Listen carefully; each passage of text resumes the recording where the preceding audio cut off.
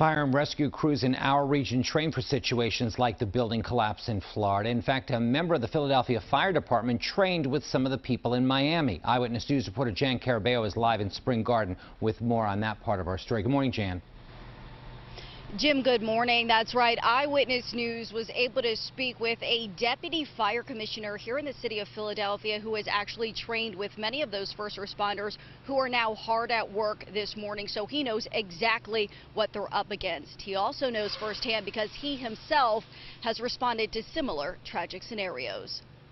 The heartbreaking scene now playing out in Surfside, Florida, hits close to home for First Deputy Fire Commissioner Craig Murphy. It is a sad day. It takes me back. Deputy Commissioner Murphy knows all too well what first responders there are facing. Just anticipating as you're responding, what we have. What's the worst case scenario? As crews continue to search the rubble of this devastating condo collapse down south, Deputy Commissioner Murphy remembers 2013 here in Center City. The Salvation Army store at 22nd and Market Streets, located next to an active demolition project, had collapsed.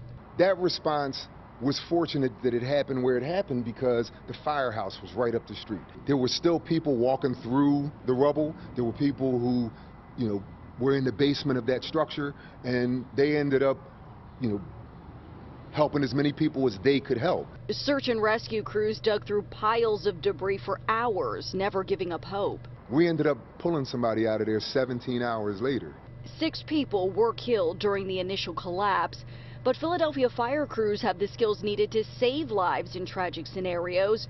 Just a couple of weeks ago, that training kicked in when a Philadelphia fire engine crashed into a building on Girard Avenue. There were injuries, but no deaths. We have 3 companies in the city that are trained in technical rescue. The search of structures, of unsupported structures, unstable structures, compromised structures. Back to the rescue at hand, Deputy Commissioner Murphy has close ties to fellow firefighters in the Miami area. He's thinking about them today. I've trained with Miami Beach, Florida Task Force 1 and 2.